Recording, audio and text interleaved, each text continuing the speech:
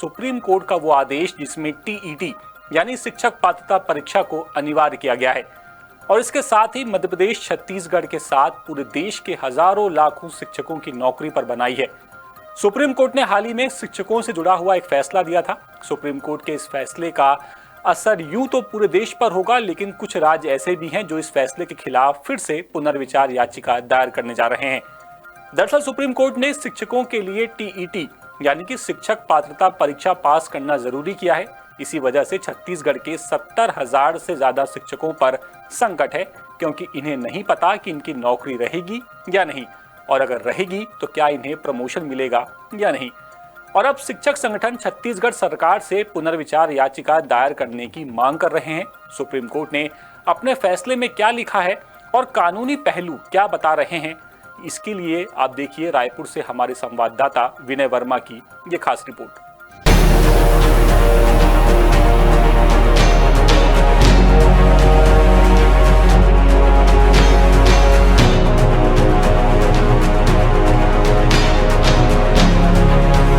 देश की सबसे बड़ी अदालत ये तय कर चुकी है कि अगर आपको शिक्षक बनना है या बने रहना है तो आपको टीईटी यानी कि शिक्षक पात्रता परीक्षा पास करना जरूरी है। लेकिन कोर्ट के इस फैसले से छत्तीसगढ़ के 70,000 शिक्षकों की जान सूख गई है और वो मानसिक तनाव का सामना कर रहे हैं।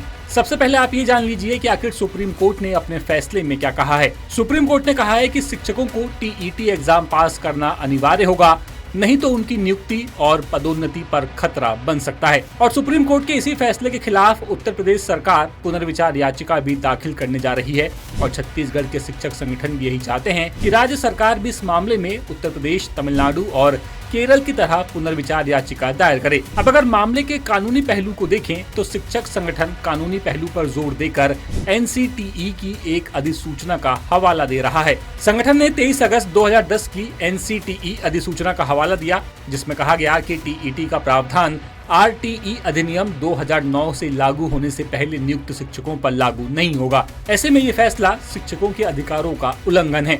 छत्तीसगढ़ सहायक शिक्षक समग्र शिक्षक फेडरेशन ने सरकार को सलाह दी है कि उत्तर प्रदेश, तमिलनाडु और केरल सरकारों की तरह पुनर्विचार याचिका दायर करने की घोषणा की जाए। उनका कहना है कि अगर ये फैसला राज्य के 2011 से पहले नियुक्त हुए लगभग 70,000 शिक्षकों को प्रभावित करेगा। अगर ये फैसला लागू होगा तो बड़े पैमाने पर शिक्षक परेशानी में पड़ जाएंगे और प्रदेश की शिक्षा व्यवस्था पर नकारात्मक असर होगा। संगठन का कहना है कि पहले से ही स्कूलों में युक्तिकरण की प्रक्रिया के चलते शिक्षकों की संख्या काफी कम हो चुकी है। ऐसे में अब नियुक्त शिक्षकों को भी नौकरी से हटाया जाता है या फिर उनकी पदोन्नति रोकी जाती है तो छात्रों की पढ़ाई प्रभावित होगी। शिक्षक संगठन का ये भी सुझाव है कि जिस तरह पहले बीएड शिक्षकों के लिए 20 दिन का ब्रिज कोर्स और नॉन बीएड शिक्षकों के लिए विभागीय डीएड कराया गया था, उसी तरह सरकार को टीईटी करानी चाहिए। संगठन का तर्क है कि ये सिर्फ शिक्षकों की नौकरी बचाने का मामला नहीं है, बल्कि प्रदेश की संपूर्ण शिक्षा व्यवस्था को स्थिर बनाए रखने का सवाल है।